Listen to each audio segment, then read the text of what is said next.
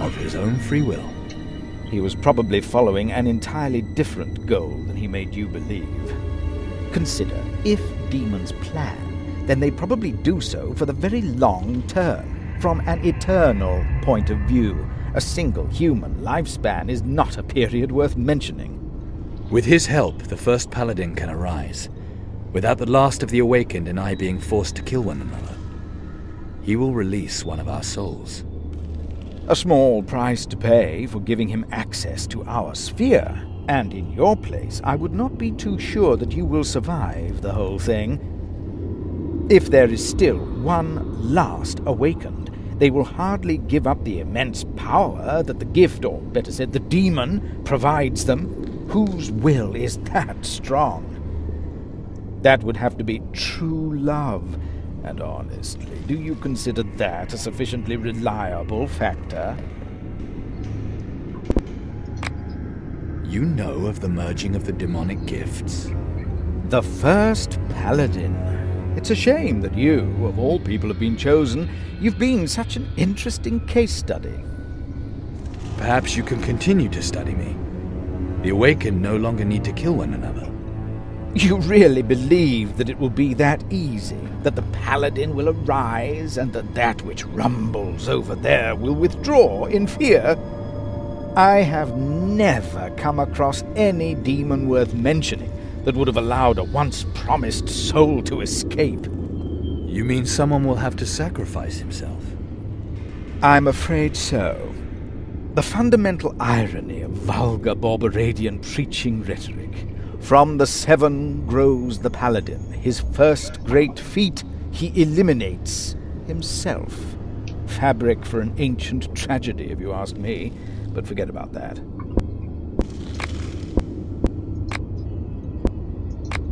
How hard is it to close a Limbus gate?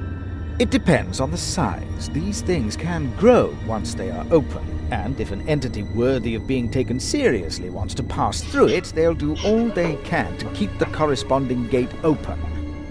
Only a different, equally powerful being would be able to counter that, and since the probability of such an intervention closely approaches 0, you will have to focus on the Limbus gate itself. Massive discharge of temporal impensation, or as it is commonly called, Druid's Revenge. Conclusion, interspherical collapse of extraordinary dimension. What? Gather all of the power you can find, all of your spell power, vitality, strength of spirit. Concentrate all of that on the Limbus gate. And then, boom. I have to go now. As you wish. I wish you success, Chiron. Kick that impertinent astral parasite's arse.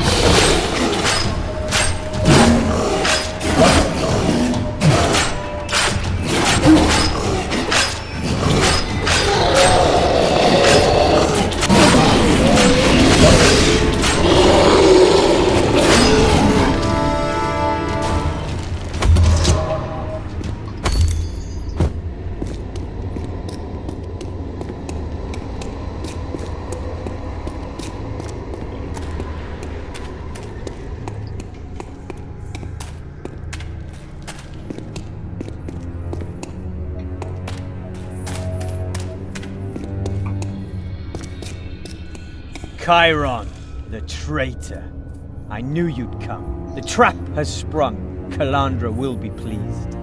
Anyone who opposes me is Calandra's enemy as well. She ordered us to keep the pyramid free of all distractions while she opens the Limbus Gate. All distractions.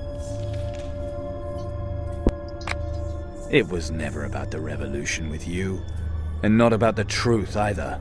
All you were concerned about was your own pitiful hatred of Azrael. You know nothing about me! Your will is weak. You just proved that. You were stupid enough to spare Azrael. The same Azrael who's to blame for the decline of our church and will stab you in the back as soon as she can. You decide about the beliefs and souls of thousands, and suddenly you don't want to have anything to do with it anymore? I can free you of all those troublesome worries. Let's get started.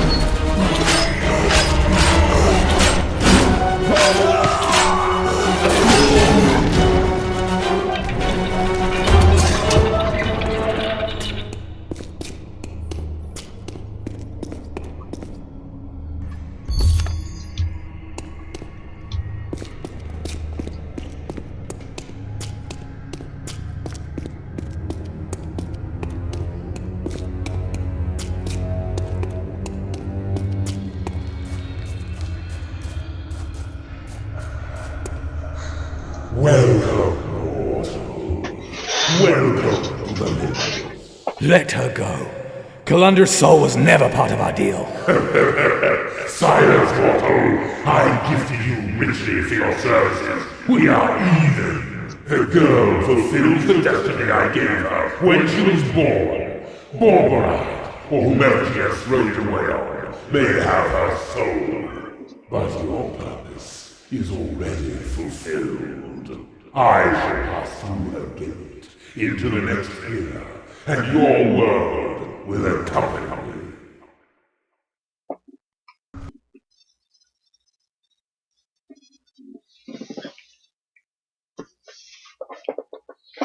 Wow.